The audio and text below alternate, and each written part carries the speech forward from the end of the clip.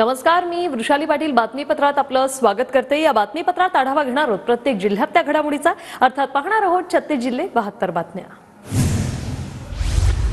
परभणीत मनोज जरांगेंकडून सोमनाथ सूर्यवंशींच्या कुटुंबियांचं सांत्वन, गुन्हेगारांना त्वरित शिक्षा व्हावी कुटुंबियांची मागणी। बीडमध्ये शनिवारी निघणाऱ्या मोर्चात शरद पवार सहभागी होणार। 28 तारखेला काढण्यात येणाऱ्या सर्वपक्षीय मोर्चात पवार आणि जितेंद्र आव्हाड सहभागी होणार। आरोपींना लवकर अटक करून माझ्या वडिलांना न्याय द्या, सर्वांनी मोर्चात सहभागी राहावं, सरपंच संतोष देशमुखांची मुलगी वैभवी देशमुखकडून आवाहन। आज भूम आणि परंडा शहर बंदची हाक, धनंजय सावंत, केशव सावंत यांच्या धमकी प्रकरणाच्या निषेधार्थ बंद, प्रकरणाचा तपास योग्य पद्धतीने सुरू, डुकी पोलिसांची माहिती। धाराशिवमध्ये धनंजय सावंत आणि केशव सावंत यांना आलेल्या धमकीच्या निषेधार्थ टायर पेटवून निषेध, परंडा तालुक्यातील सोनारीत परंडा पाथरोड महामार्गावर सावंत समर्थक आक्रमक। धाराशिवमध्ये सावंत धमकी प्रकरणी शिवसैनिक आक्रमक, भूममध्ये रास्तारोको आंदोलन करत निषेध। कृषी मंत्री माणिकराव कोकाटेंच्या दौऱ्याच्या पार्श्वभूमीवर माळेगावमध्ये छगन भुजबळांचे बॅनर झळकले। कुछ नाले खुद को समंदर समझ बैठे हैं, अशा आशयाचे हे बॅनर। कृषी मंत्री माणिकराव कोकाटेंच्या मालेगाव दौऱ्याच्या पार्श्वभूमीवर पोलिसांमध्ये धास्ती, नितेश राणेंना कांदा उत्पादक शेतकऱ्यांनी कांदामाळ घातल्यानंतर पोलिसांकडून कडेकोट बंदोबस्त। मदत आणि पुनर्वसन मंत्री मकरंद पाटलांचं साताऱ्यात जोरदार स्वागत, मंत्रिपदाबाबत जिल्ह्याला झुकतं माप मिळाल्याने पालकमंत्री पदाचा तेढा नाही, मकरंद पाटलांची प्रतिक्रिया। पुण्यातील रांजणगावात विधान परिषदेचे विरोधी पक्षनेते अंबादास दानवेंची अष्टविनायक महागणपतीचे दर्शन त्यांनी घेतले, देवस्थानाकडून अंबादास दानवे यांचा सत्कार। लातूर वक्फ बोर्ड नोटीस प्रकरणी वक्फ बोर्डाचे अध्यक्षांकडून शेतकऱ्यांची भेट, समीर काझी आणि आमदार अभिमन्यू पवार यांचा शेतकऱ्यांसोबत संवाद।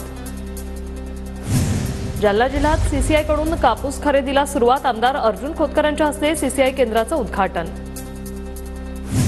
पर्यटन मंत्री शंभूराज देसाईंकडून प्रतापगडाची पाहणी, गडकोट किल्ल्याचा विकास करून गड पर्यटन आधुनिक करणार, देसाईंची प्रतिक्रिया।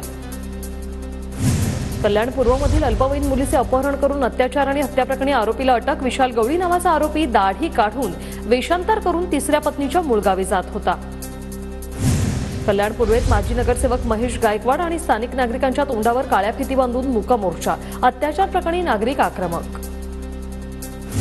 अमरावतीत देशाचे पहिले कृषी मंत्री पंजाबराव देशमुखांच्या जयंतीनिमित्त राज्यस्तरीय केळी परिषदेचं आयोजन, पारंपरिक पिकांना फाटा देत केळीचं उत्पादन घ्या, केळी परिषदेतून शेतकऱ्यांना आवाहन। जळगावच्या रावेरमधील खानापूर, चोरवड, वाघोडमध्ये एसटी बसला थांबा नाही, विद्यार्थ्यांची गैरसोय, रावेरच्या बसस्थानक व्यवस्थापकाला आक्रमक पालक आणि ग्रामस्थांचा घेराव, अधिकाऱ्यांकडून बस थांब्याचं आश्वासन। नंदुरबार शहरात भीम आर्मीकडून मनुस्मृतीचं दहन, बाबासाहेबांच्या जुन्या आठवणींना उजाळा देण्यासाठी भीम आर्मीकडून दहन।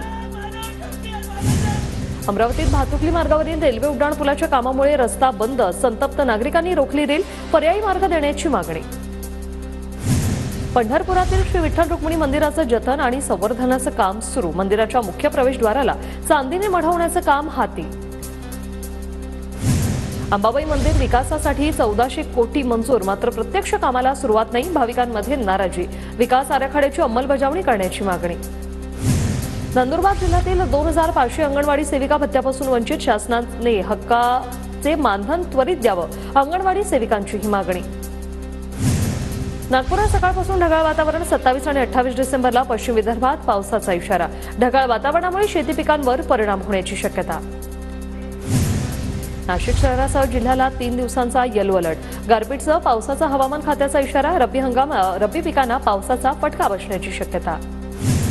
जळगाव जिल्ह्यात ढगाळ वातावरण, तापमान 18 अंश सेल्सिअसवर तापमानात वाढ, नागरिकांना थंडीपासून दिलासा। गोंदिया जिल्ह्यात 27 आणि 28 तारखेला पावसाची शक्यता, हवामान खात्याचा अंदाज, तर जिल्ह्यातील ढगाळ वातावरणामुळे थंडी गायब। धुके आणि ढगाळ वातावरणामुळे हरभरा पिकावर मर रोगाचा प्रादुर्भाव, शेतकऱ्यांवर रासायनिक फवारणीची वेळ, कृषी विभागानं मार्गदर्शन करावं, शेतकऱ्यांची मागणी। बारामतीत ऊस लागवडीला सुरुवात, ऊसाला जादा दर मिळू लागल्याने शेतकऱ्यांचा ऊस उत्पादनाकडे कल। लातूरच्या आडत बाजारात सोयाबीनचे दर स्थिर, सोयाबीनला प्रति क्विंटल 4100 रुपये दर, आवकही थंडावली। वाशिममध्ये तुरीच्या दरात मोठी घसरण, तुरीला 5,000 ते 7,300 पर्यंत दर. तुरीच्या दरात घसरण झाल्यामुळे शेतकऱ्यांना आर्थिक फटका सहन करावा लागतोय. जुन्नरमधील शेतकऱ्यांनी बाजारभाव कमी झाल्याने मेथीच्या शेतात मेंढरं चारली. सध्या मेथीला शेकडा 400 रुपये इतका कमी दर मिळत असल्याने शेतकरी संकटात. वाशिम जिल्हा सौर प्रकल्पाचं लोकार्पण. मुख्यमंत्री सौर कृषी वाहिनी प्रकल्प 2.0 अंतर्गत लोकार्पण. 1,711 शेतकऱ्यांना दिवसा वीज पुरवठा होणार. भंडारा जिल्ह्यातील शेतकरी अद्याप विमा योजनेची 17 प्रकरणं मंजूर. जिल्ह्यात 10 प्रकरणात अनुदान वाटप. वाशिममध्ये विहीर योजनेच्या कामांना गती नसल्याने शेतकऱ्यांमध्ये नाराजी. जिल्ह्यात 8,319 कामांना सुरुवात, तर 344 विहिरींची कामं पूर्ण. संभाजीनगर जिल्ह्याला दूध अनुदानाचे 10 कोटी घोषित. गाईच्या दुधाचा दर कमी झाल्याने शासनाकडून अनुदान घोषित. केंद्र सरकारकडून धुळ्यात सीसीआयचे कपाशी खरेदी केंद्र सुरू, मात्र केंद्रावरील किचकट अटींमुळे कपाशीच्या विक्रीत अडचणी. जालन्यात 2.5 लाख नुकसानग्रस्त शेतकरी मदतीच्या प्रतीक्षेत. प्रशासनाने दखल घ्यावी, अन्यथा स्वाभिमानी संघटनेकडून मंत्रालय परिसरात आंदोलनाचा इशारा. द्राक्षापासून तयार होणारा बेदाणा करमुक्त करण्याचा केंद्राचा निर्णय. त्यातच सोलापूर जिल्ह्यातील 60,000 हेक्टरवरील द्राक्ष उत्पादकांना यामुळे दिलासा. कृषी अनिष्ट परिवाराने केला होता पाठपुरावा. इचलकरंजीतील शिवाजीनगर पोलीस ठाणे राज्यातील सर्वोत्कृष्ट पोलीस ठाणे. सलग दुसऱ्यांदा हा पुरस्कार. पोलीस ठाण्यातील अधिकारी आणि कर्मचाऱ्यांचं सर्वत्र कौतुक. वर्ध्याचे जिल्हाधिकारी राहुल कडिल यांची नाशिक महानगरपालिकेच्या आयुक्तपदी बदली. वामनथी सी वर्धा जिल्ह्याचे नवे जिल्हाधिकारी असणार. बुलढाणा जिल्ह्यातील तूर पिकावर मोर रोगाचा प्रादुर्भाव. हजारो हेक्टरवरील पिकं यामुळे धोक्यात. तूर उत्पादक शेतकऱ्यांचं नुकसान. नाशकातील पिंपळगाव बसवंत बाजार समितीत 5 आडतदारांनी 235 टोमॅटो उत्पादकांचे 2,30,00,000 थकवले. आक्रमक टोमॅटो उत्पादकांकडून पैसे न मिळाल्यास गळफास घेण्याचा इशारा. पुणे सातारा महामार्गावरील शिवरे गावाजवळ वाहतूक कोंडी. नाताळ आणि नववर्षानिमित्त पर्यटक बाहेर पडल्याने महामार्गावर कोंडीचं चित्र. कोकणात क्रिसमस आणि नाताळच्या सुट्ट्यांमुळे पर्यटकांची गर्दी. मुंबई पुणे एक्सप्रेसवेवर वाहनांच्या रांगा. परभणीच्या पूर्णामधील महारेलच्या पर्यायी रस्त्याची दुरावस्था. रस्त्यात खड्डे पडल्याने प्रवाशांचे हाल. जळगाव शहरातील वाहतूक व्यवस्थेत बदल. पोलीस दलाचे आदेश. वाहनांची वाढती संख्या आणि रहदारीमुळे हा निर्णय. अकोला शहरातल्या विविध चर्चमध्ये क्रिसमस साजरा. शहरातील चर्चवर आकर्षक विद्युत रोषणाई. चर्चमध्ये गर्दी. 1 जानेवारीपर्यंत तुळजाभवानी मंदिर 22 तास खुलं राहणार. नाताळ सुट्टीच्या पार्श्वभूमीवर प्रशासनाचा निर्णय. सलगच्या सुट्ट्यांमुळे दर्शनासाठी भाविकांची गर्दी. शिर्डीत भाविकांची गर्दी. नाताळच्या सलग सुट्ट्यांमुळे राज्यासह देशभरातील भाविक दर्शनासाठी शिर्डीत दाखल. बुलढाण्यातील शेगावसह जिल्ह्यातील पर्यटनस्थळी सुट्ट्यांमुळे पर्यटकांची गर्दी. राज्यभरातून भाविक दर्शनासाठी शेगावात दाखल. जेजुरी गडावर खंडेरायाच्या दर्शनासाठी भाविकांची गर्दी. सलग सुट्टी असल्याने भाविकांच्या गर्दीत वाढ. चंद्रपूरच्या ताडोबा अंधारी व्याघ्र प्रकल्पात पर्यटकांची गर्दी. प्रकल्पातील सर्वच प्रवेशद्वारावर बुकिंग फुल. देशविदेशातून पर्यटक दाखल. यवतमाळच्या टिपेश्वर अभयारण्यातून आलेला वाघ सोलापूरच्या बार्शी अभयारण्य क्षेत्रात कॅमेऱ्यात कैद. जंगल क्षेत्रात वाघाचा वावर. वाघाच्या हालचालींचं वन विभागाकडून बारकाईने निरीक्षण.